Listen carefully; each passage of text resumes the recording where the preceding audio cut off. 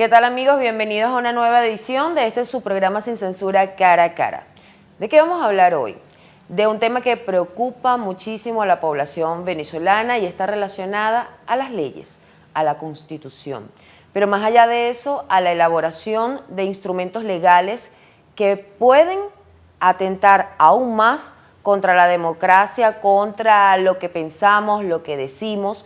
Y me refiero específicamente a la ley contra el fascismo, el neofascismo o expresiones similares que se debate en la Asamblea Nacional de Mayoría Oficialista, pero además otra ley que se está trabajando en el Parlamento y que está relacionada con personas que puedan considerar que son traidores a la patria.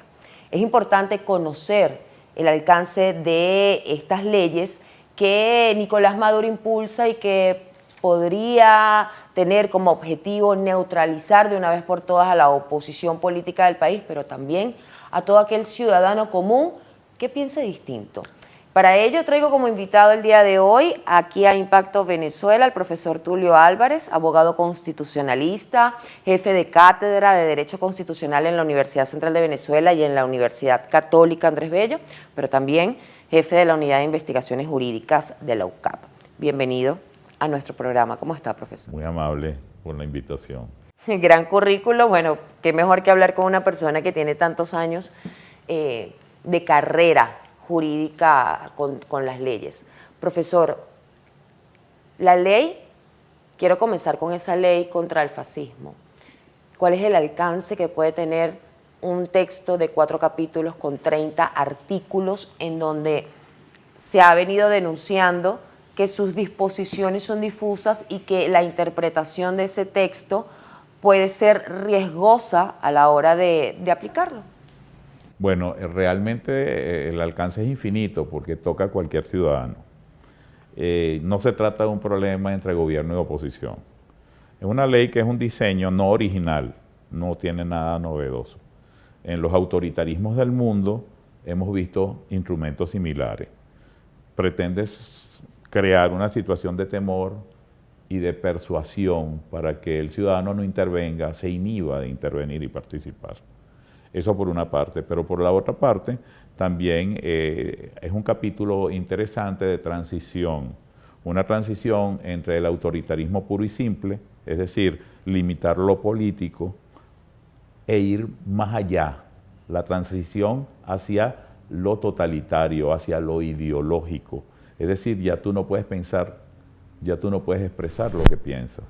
Entonces, ese tema que tú estás planteando es muy delicado, porque precisamente se basa en un esquema muy bien diseñado por los autoritarismos tradicionalmente y que plantea un problema ideológico. Es decir, el problema es que tú no puedes pensar, pero tampoco puedes decir nada, porque puede ser objeto de una persecución penal, dada la amplitud de los tipos. ¿Qué significa un tipo? Los delitos planteados en la ley son tan amplios y permiten una interpretación. ¿Como por ejemplo?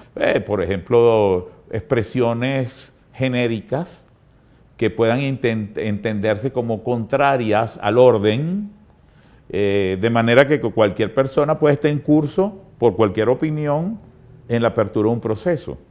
Y hay algo interesante, no solamente la condena por los delitos, hay una visión a nivel internacional que el simple hecho de que te abran un juicio y te investiguen, ya es, per se es un castigo.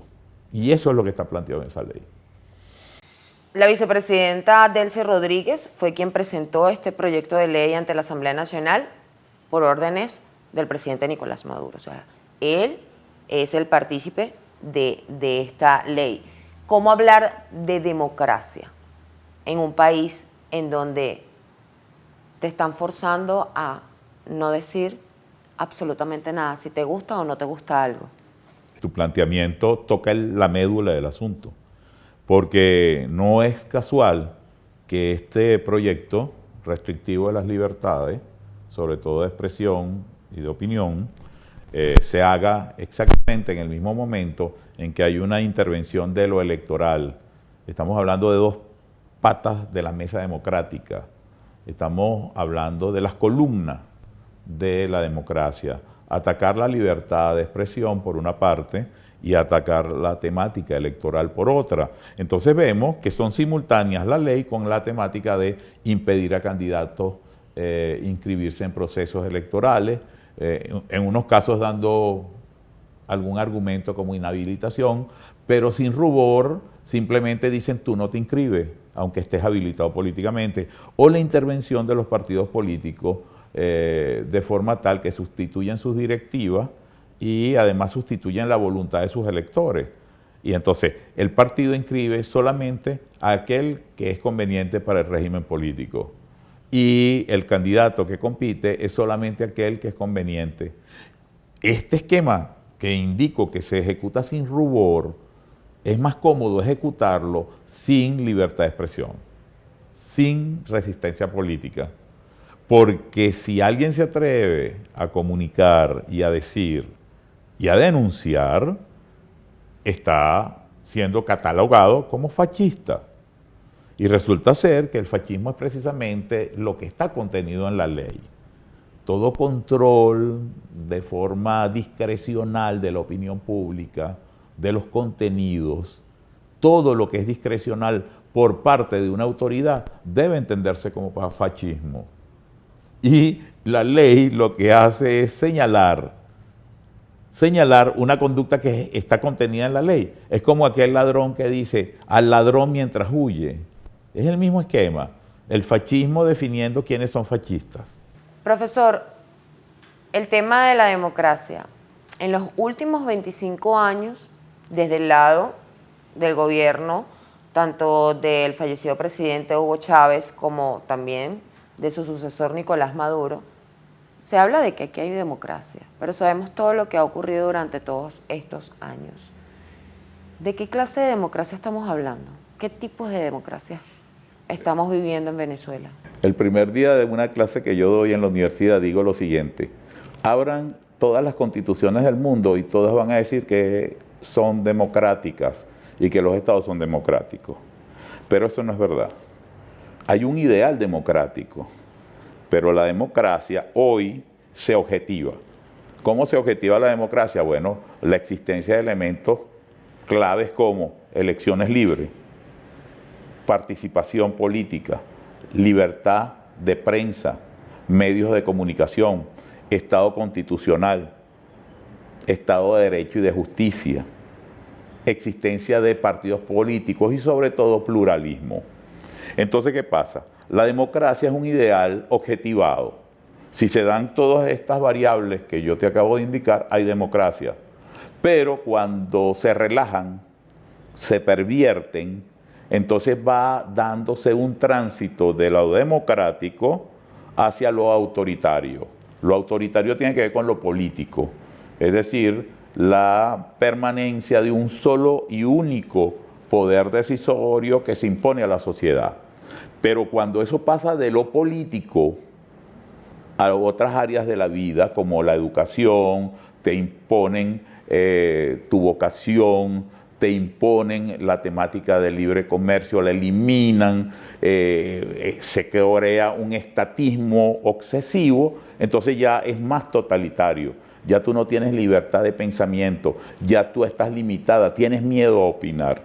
¿Cómo hablar de convivencia ciudadana, de sana convivencia ciudadana, que es lo que se habla desde el gobierno de Nicolás Maduro, sus funcionarios al presentar este proyecto de ley que ya está aprobado en primera discusión, que todo lo están haciendo para que haya una sana convivencia ciudadana, para evitar el odio, pero cuando uno va del otro lado, uno siente que el temor, que es el ataque, que es que no puedes hablar, es que no puedes decir. Entonces, ¿cómo se puede justificar eso? No, la convivencia ciudadana solamente se puede dar en un esquema de pluralismo y un esquema donde esté organizado socialmente el pueblo y una sociedad que se sienta libre. La sociedad venezolana de hoy no se siente libre. Cualquiera que llega del extranjero y permanece poco tiempo en Venezuela se da cuenta de eso. Los venezolanos sentimos que hay una opresión inclusive en áreas tan delicadas como lo que ha pasado últimamente. Las personas se inhiben de opinar. esa convivencia solamente es posible en democracia y bajo pluralismo. No se arregla con leyes como lo pretende realizar este régimen. Si ellos pensaran en una verdadera convivencia ciudadana, comenzarían por sincerar los esquemas de participación política. Esto lo están haciendo porque está muy mal, o sea, este gobierno está tan mal que tienen que extremar las medidas y asfixiar cada vez más a todo un país o al sector que no lo quiere o que no corresponde con sus ideales, que ya yo creo que esto es como el arma más poderosa que podría estar gestando Nicolás Maduro para continuar en el poder. Sí, fíjate que yo noto un proceso de deterioro tremendo, sobre todo a raíz de la realización de las primarias.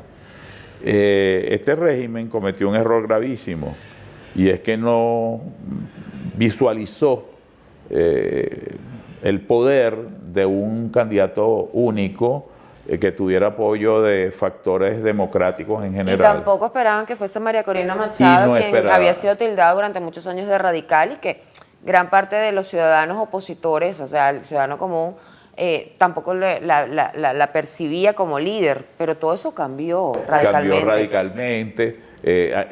Inclusive yo te voy a decir algo, yo siento un cierto machismo en el comportamiento del régimen.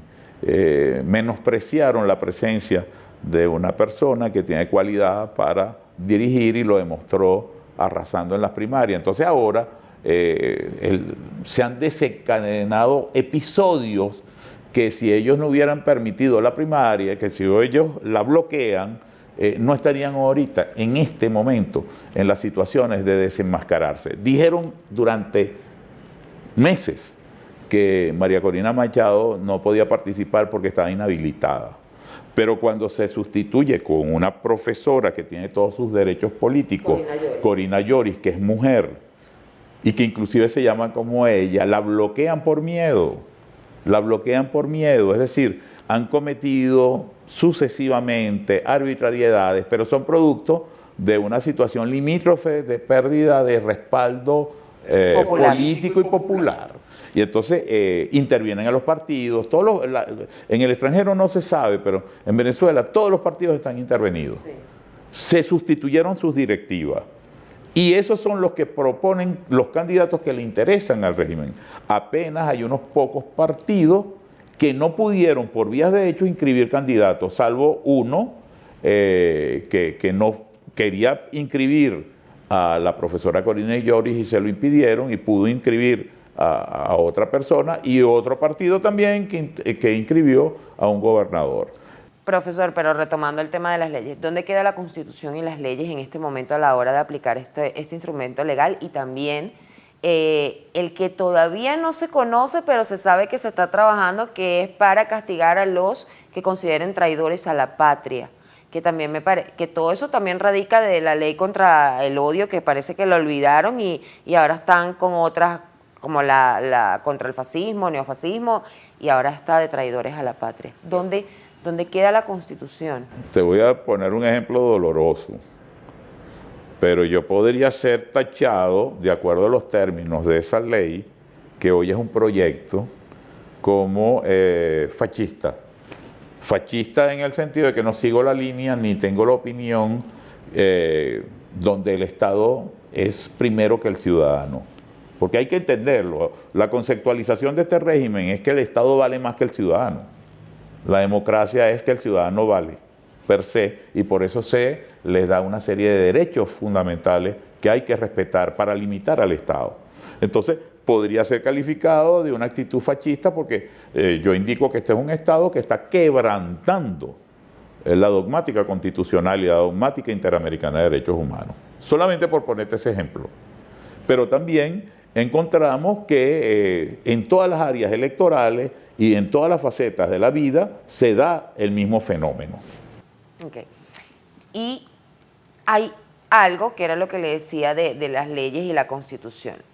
Llama poderosamente la atención que durante la presentación de estos instrumentos legales se habla de lo que ha ocurrido en años anteriores. Es decir, mencionaron el tema de las protestas del año 2014, del 2017. Entonces allí, usted me corregirá si no es así, pero hay un artículo en la Constitución que prohíbe expresamente que todo instrumento legal se tome con retroactividad. O sea, que lo que hayas hecho en el pasado te lo apliquen una vez prorrogada la nueva ley. Ese es el principio básico de retroactividad de las leyes, sobre todo la ley penal.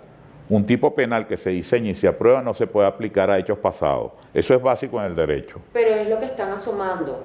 Pero eso que tú estás viendo es el comportamiento, por ejemplo, el derecho a la protesta cívica es un derecho constitucional que ha sido criminalizado. Creo que ya el venezolano no piensa en eso tampoco por todo lo que ocurrió en esos años, pero ahora ellos como que ya, o sea, no salen y no dicen. Es criminalizar la protesta ciudadana. Estamos criminalizando el ejercicio de los derechos. Eso es el resumen de esas preguntas que tú me has hecho, que van directamente a la médula del problema. Yo te puedo dar como resumen que criminalizan el comportamiento ciudadano y el ejercicio de los derechos ciudadanos bajo un esquema de represión, temor y persuasión. ¿Cómo va a quedar el país de ahora en adelante bajo estas leyes y los venezolanos? O sea, ¿qué va a pasar, profesor? Bueno, primero, con la ejecución de esas leyes no hay control, no hay quien, o sea, estamos desamparados. hay una crisis institucional en Venezuela. En un documento que aprobó la Cátedra de Derecho Constitucional decía que el grave problema es que institucionalmente no hay un Tribunal Supremo de Justicia que detenga esta arbitrariedad. Como en el plano electoral no hay un Consejo Nacional Electoral imparcial que garantice procesos limpios. Frente a eso hay una comunidad internacional que está viendo asombrada que se llegaron a unos acuerdos en Barbados y el régimen inmediatamente que obtuvo su beneficio, su objetivo, que era capturar recursos, inmediatamente lo incumplió. Entonces, frente a esta situación, la dirección política del país, que se definió en cabeza de una mujer, y una mujer que está enfrentando una persecución muy fuerte, no solamente en su accionar, sino en los equipos que la acompañan. Ella es la que está dirigiendo el discurso y dirigiendo el comportamiento de los factores democráticos que están tratando de resistir. No, incluso se han pronunciado quienes se han solidarizado con el presidente Nicolás Maduro, que es su homólogo de Colombia, Gustavo Petro, el de Brasil, Luis Ignacio Lula da Silva. O sea, ¿qué está pasando? O sea, déjala participar. Lo sorprendente de todo esto pero es que, aún así siguen avanzando en... Claro, para que nos entiendan bien quienes nos ven, lo sorprendente es que ahora Lula da Silva y Petro son fascistas, desde la perspectiva del discurso oficialista. Y ellos han demostrado que no les interesa la opinión de la comunidad internacional. Por eso les digo, ¿estamos desamparados? No estamos desamparados porque aunque ellos aparenten decir que no les interesa, sí tienen mucho peso. Y hay una investigación en la Corte Penal Internacional por presuntos crímenes de lesa humanidad donde el Estado está siendo investigado o sus funcionarios por esta situación. Entonces, uno a veces dice, oye, ¿cómo es que nosotros seguimos reprimidos, nosotros seguimos de alguna manera? Porque yo hoy aquí estoy hablando y estoy conversando con usted como periodista, haciéndole una serie de interrogantes que, como yo, la puede tener millones de venezolanos, porque hay preocupación. Todos nos preocupamos cada vez que hacen una nueva ley, crean una nueva ley y sale algo que uno siente que atenta contra uno, contra su propia libertad. Entonces, evidentemente, no hay nada que los pueda frenar y ellos acusan y señalan. Ojo, si cometes un delito, pues tienes que pagar. Yo no me refiero a eso, yo me refiero a decir, si no me gusta este sistema, no me gustó este sistema y creo que eso se debe respetar. Llamados a la violencia, eso se tiene que condenar. La violencia no es una alternativa. Para eso hay elecciones, les gusta o no les gusta el Consejo Nacional Electoral en este momento, como sea, pero se sabe ya o se ha comprobado que en Venezuela el tema de violencia no funciona. Y yo abogo por la paz, sí, pero también por condiciones, por leyes que verdaderamente garanticen como dicen ustedes, o sea, que hayan garantías de participación y de justicia. ¿Cómo?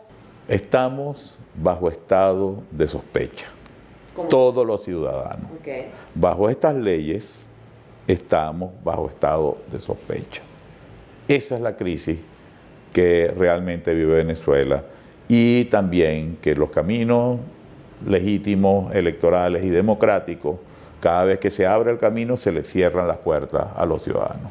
¿Cuál es la recomendación para finalizar, profesor, que le da a todos aquellos venezolanos como una asesoría legal de derecho en torno a este tipo de leyes? Porque además está la ley del exequivo, de defensa del exequivo, que si bien yo soy defensora de que ese territorio nos pertenece, ahí entran también otras variables o artículos que van dirigidos a atacar a políticos que ellos interpreten o consideren que puedan estar en contra de recuperar ese territorio, que creo, y por lo que ha salido últimamente en todos los pronunciamientos, incluso de quienes participaron o no en el referéndum, todos los venezolanos quieren que recuperemos el exequivo, que sea de nosotros, porque eso es de Venezuela. Bueno, pero el punto es ¿qué han hecho? ¿Qué han hecho para esa defensa? Aparte de movilizar lo poco que les queda de pueblo. ¿Qué han hecho? O sea, con discursos no se recuperan los derechos perdidos. Hay que actuar, accionar. Hay un proceso, hay que intervenir diligentemente en ese proceso. Es decir, hay temas que, como el tema de Guyana, es un tema que une y debería unir a los venezolanos, pero también la primera manipulación que ejecuta el fascismo es el nacionalismo. Tratar de crear un enemigo externo para tratar de buscar apoyos internos. Entonces, este tema del exequivo, que es un tema muy delicado y en el cual nosotros tenemos el compromiso mayor de la defensa de los intereses nacionales, no puede ser manipulado, porque desde el momento que se manipula, entonces se está perdiendo el norte, el objetivo, y se pierde realmente la posibilidad de rescatar lo que es nuestro. Y para los venezolanos, ¿qué les recomienda en estos meses que parece que van a ser bien duros? Yo normalmente recomiendo lo que yo hago, pues, y en mi caso yo he estado luchando, en mi caso particular, por mis derechos. He ido a la Corte Interamericana, obtuve justicia, derroté al Estado venezolano en la temática de la libertad de expresión, y yo creo que hay que avanzar siempre en la defensa de los derechos, de todos nuestros derechos, y siempre verlo en función del colectivo, no individual, porque individuales somos muy débiles, pero en colectivo, con un liderazgo firme, no negociable, somos muy fuertes. ¿Los venezolanos le pasarán factura a Nicolás Maduro el 28 de julio? Yo no estoy claro si van a permitir que haya un proceso electoral el 28 de julio. ¿Cree que se pueda suspender a última hora? Ellos tienen mecanismos para hacerlo y manipulaciones. Todo depende. Esto es un esquema realmente que va avanzando y ellos están definiendo estrategias a medida que pasan los acontecimientos. Hay que esperar qué pasa en este momento, en el momento que están viendo los televidentes esta entrevista. Está la presencia de la Unión Europea en este preciso momento, y la Unión Europea trae un mensaje, no viene de paseo, y eso tiene consecuencias. Profesor, muchísimas gracias por compartir con nosotros su análisis desde la parte constitucional, sus conocimientos relacionados a este tema que, por supuesto, insisto, es preocupante porque sentimos que cada vez nos acorralan más a todos, y sobre todo la libertad de expresión. Soy periodista, también estoy así como que, wow, o sea, yo quiero y voy a seguir informando a mi audiencia porque yo estudié periodismo. Yo no milito en partidos, lo mío es un apasionamiento por informar de manera responsable. Siempre lo he hecho de manera responsable. Pero bueno, son crisis que estamos atravesando muy duras en nuestro país, que esperamos que con el favor de Dios y con la unión de todos los venezolanos logremos ver esa luz al final del túnel en algún momento. Muchas gracias, que haya profesionales como tú. Gracias a usted, profesor. Espero tenerlo nuevamente en mi programa para seguir conversando sobre este tipo de temas que son bastante interesantes y todos tenemos que conocer un poco más para saber en dónde estamos parados y cómo poder enfrentar este tipo de arbitrariedades. Muchísimas gracias, profe. A toda mi audiencia también, siempre agradecida por acompañarme cada domingo aquí en su espacio Sin Censura Cara a Cara. Cada día trataremos de hacer un mejor trabajo para ustedes para mantenerlos informados. Recuerden además que tenemos disponible para ustedes una plataforma en la web www.impactovenezuela.com y nuestras redes sociales @impactove.